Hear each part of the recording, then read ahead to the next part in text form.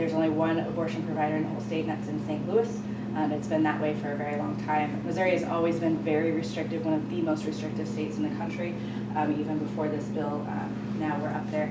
Another piece of the bill that I forgot to mention is the criminal side of it. So our bill, what's different from like Mississippi's bill, is a medical provider will go to jail for performing an abortion. Mississippi, the mother will also go to jail. So that's the only difference between the two. Okay, so I have a couple questions. One, what is keeping people from going to a different state if this is what they are wanting to do? What is keeping them from leaving the state of Missouri and going to a neighboring state to do this? Nothing. And two, for the state funding, and especially the city of Springfield, for the people's tax dollars, are those going towards other people, or are they actually going towards the city, or is federal government paying for the city rebuilding and tax dollars are going to other people? Like, how is that working? Depends on which tax dollars you're talking about. And I mean that because there are multiple different tax structures. Because during the beginning, I'm sorry to interrupt. No, go ahead, yeah. Because during the beginning, I don't remember which question it was, but what I could remember was that during what you were talking about, you said, oh, well, it costs money, but it's not that much. Well, this costs money, but that's not that much. It costs money. It was like, but yet, there was never actually an answer. It was just a broad spectrum. Like, we could say, okay, it costs $50 to do this, or we could say it costs $50,000 to do this. Like, it's not,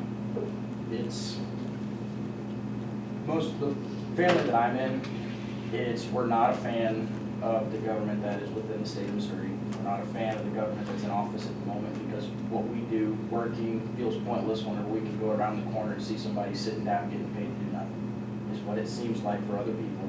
It seems that to be successful, you're being held back. So there's no point in trying hard if you're going to be held back once you get successful. And you got to, like, the middle ground is the best place to be, because if you go any higher, then you're going to be paying more because they attack bigger people, but they benefit them at the same time. So it's a catch-22 when you get higher, and when you get lower, it's as well as a catch-22. That's constant complication, whether you're low or high. So if you're in the middle, then you don't know where your money's going. You don't know if it's going towards the right thing, or like that's kind of the question that whenever you see people asking those questions, you get a broad answer without an actual secure answer. Yeah, and the cynic in me says that's by design.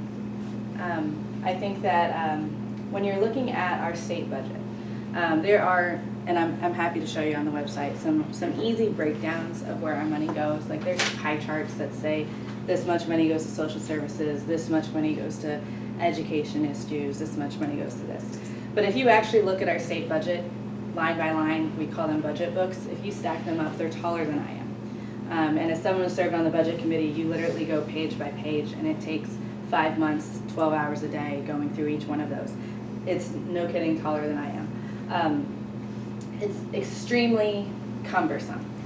So, and I say by design because I can't even tell you, as someone who has studied the budget and makes the laws around the budget, votes on it, what every piece of it does. And so it's pretty much somewhat in the dark then, so that people that are inside of the system don't even know what's happening to it. Unless they spend, like, so let me back up a little bit more. The budget committee has 28 people on it in the House. In the Senate, there's like 12. If you're not on the budget committee, you really don't know what's going on in the budget, but every member of the chamber votes on it. And so you have the budget chairman, and then we have a ranking budget person on our side. They work with the governor's office to determine essentially what's in our state budget. And this person has all the power. Right now it's Representative Cody Smith from Southwest Missouri. He's a decent guy. But they're the ones who really know the ins and outs, and it's frustrating, very frustrating as an average citizen, how much power lies within a very few people in our state government. To try to answer your question the best way I can. When you really, so if you look at this pie chart, which again I'm happy to pull up, it breaks it down by, this much money goes to education. Then if you actually went into the House budget bills for education, it's House Bills 2 and 3 every year. You're talking transportation for schools. You're talking teacher pay. You're talking, there's this thing called the the education formula, which is a super complicated mathematical formula that we use that determines how much money our schools get. We have special programs like OTC in Missouri State got a bunch of money this year for some special programs that they wanted. Because the budget chair is from Southwest Missouri, and there are people like me from Southwest Missouri who are influential. But that's going to change next year. It'll be a different person, so a different university will get more money next year. So it's, you can read it, but if, I'm sure no one in this room has even tried to read a budget bill because it's very complicated and it's really boring. If you really want to know how much is going to a certain program, that is a much easier way to look at something. So we were talking about like recovery stuff earlier. We have a line in the budget called Access to Recovery, which pays a certain amount of money to recovery programs on the community level, what we were talking about earlier. You can actually like search that on the website and say how much money goes to recovery.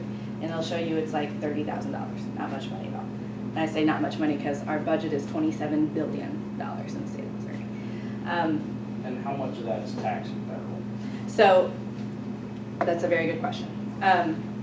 Our general revenue, and I don't have the numbers in front of me, so I apologize. The general revenue is our tax dollars. And when I say tax dollars, again, each person pays different levels of taxes. So if you go to the gas station and you buy a soda, you're gonna have local sales tax, you're gonna have state, and then there's federal, so there's different tiers. The local stuff stays here, state goes to us, and that's what we call general revenue. Now, if we pull in federal money to the state for our programs or our education, we have to put general revenue up to get matching money from the state, from the federal government. So for our education, like higher ed, for instance, we put up, a number I know better is like Medicaid. So we have a 9 to 1 reimbursement rate from the federal government. I believe it's 9 to 1. So we put in 1%, the feds put in 9%. And so that money funnels down, but we have to match it with our state tax dollars. Now there's a small chunk of our general revenue that we don't get any matches from, and we just pay for stuff, and that happens a lot. When I was talking about the tax breaks earlier, like the tax credits to these big corporations, that's all general revenue, so that's state money. So when we did this deal with General Motors to try to keep their plant in Missouri, we gave them $62 million to stay here. And to be very transparent with you all, they employ 3,500 people, or 100 people at that plant up by St. Louis, and they were going to keep half the workforce. They were going to keep half the workforce, and they got $62 million to stay here. That all came from state tax dollars. Now, you're not going to find that in the budget because that was its own standalone bill that gave them that deal. Does that make sense? And that question is not, I know that does not answer your question, because there is no easy way to look at it. And it's frustrating as an insider who's a part of this conversation. It frustrates me every day, and I am constantly working with our IT and folks to try to come up with a better way to make this more transparent. So Missouri's got a lot of farmers. Yes. Not in your district, but lots of farmers. Right now, the United States is in a trade war with China. Your thoughts on maybe the trade war in general, but specifically its impacts on Missouri farmers? What would you like to see done? I'm going to be very honest with you all and say the federal stuff I don't pay much attention to because I don't have the time to do that. But what I can tell you is that when I travel the state, which I do a lot, our farmers are struggling. Our suicide rate for farmers is up exponentially. And they are, and not just our farmers, our small businesses are also struggling. I can tell you this tariff stuff not only is affecting the farmers, but we have like a steel nail manufacturer in the boot heel. They make nails, and they are having to getting ready to shut their doors because of the tariff situation, because they cannot, the taxes are too high on the manufacturing of the nails that they then can't do it. So this is not just hitting farmers. What I would like to see, I obviously the federal government has a whole lot to do with their own tariff negotiations, but on a state level, I would like to see us investing more in rural Missouri, particularly looking around areas of healthcare and education funding, because when our farmers don't have access, like we've had 7 rural hospitals closed in the past year, they don't have access to healthcare, you're adding the stress of the job and no education funding. We have 35 schools that are down 4-day school weeks in the state of Missouri right now because our rural communities can't afford to bus their kids to and from school. So it's a whole holistic problem in rural Missouri that we are just not addressing. But that's kind of a summary of it. You have not asked a question yet. I kind of want to go back to what he was saying about like what our tax dollars are going for. If you could give like a ratio for how much of like our state tax dollars, what is being taken like out of our paychecks and given to the government? How much of that is going to those standalone bills to give to corporations? How much of that's going to that compared to like the safety net programs that could better our community?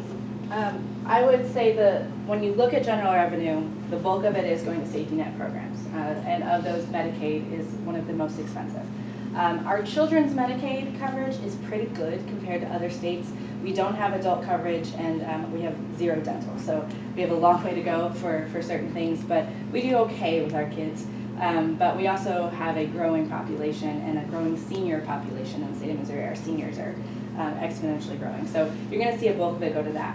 Unfortunately, with these standalone bills that I was talking about, those are not every year. So it might be like this many millions for this year, for the next 4 years or whatever. So you're not actually going to see that in our yearly general revenue numbers, which is again back to the point of it's not super transparent because it's not a part of our yearly revenue conversation.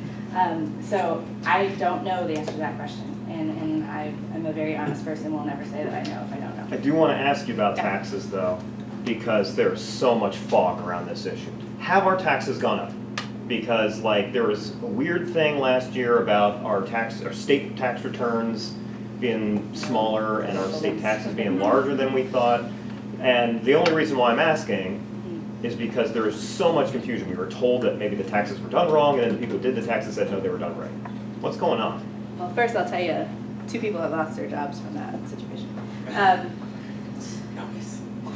Okay, how much time do I got? I'm going to give you on taxation 90 seconds. 90 That's seconds. so mean. Okay. I'm sorry. So Trump made tax changes last year. Okay, so what they did was they changed the way that we withhold. I don't know if anyone has filled out a W-2 themselves, but whenever you fill it out, you can select 1 or 0, and it makes no sense. And you're like, well, if I want money back, then I will claim this. If I don't want money back, then I will claim this. So when the federal government made their changes last year, the state of Missouri is what is known as a coupled state. So when the federal government makes changes, we make changes too. That's just something that happens every time. And so when they made changes to the withholding tables, we had to as well, but we did it wrong. Okay, so what was happening is that we were not withholding your money, and I'm totally going to get this wrong, you only gave me 90 seconds. So we weren't withholding our money, and then the Department of Revenue said, oh no, we're doing it wrong. Let us fix the tables, and then we did. And then we were over withholding, so that means we were pulling more money out of your paycheck, so that at the end of the year you would get a bigger return. We were taking too much money. And then they were like, oh no, we were doing that wrong too, our bad, and then they fixed it again. And towards the end of it, nobody really knew what was happening. We were having hearings and calling these folks to the table and saying, Department of Revenue, what are you doing? So essentially what was happening is folks who were expecting to get money from their return at the end of the year were no longer going to get it, which was unfortunate because a lot of folks prepare for that money. Unfortunately, that has become part of our budgeting as Americans, is like, oh, I'm going to get $700 back at the end of the year, I'm going to catch up on all these bills, or I'm going to buy my TV, or whatever. It's become part of our budget. That is no longer the case in the state of Missouri. So if you live here and you want to get money back at the end of the year, you need to change your withholdings, okay? And the big push with the Department of Revenue in the state of Missouri is they weren't telling anybody this. They weren't saying that, hey, when they made these changes, we messed up and we need to fix it. So what you saw is a lot of folks were expecting this money back and just didn't get it. So the higher and lesser taxes is not part of the conversation when it comes to Missouri. It's how you withhold and what that looks like. Since W-4s have been around since the beginning of time in Missouri, we've never had to actually change the way, in the country, change the way we handle our taxes, but now you do. So if you want money back at the end of the year, you need to go and adjust your withholdings. Is there you are not federal, but is there right now in the race for president a Democratic candidate you would either endorse or support? No, there's not. All right, round of applause. Thank you so much.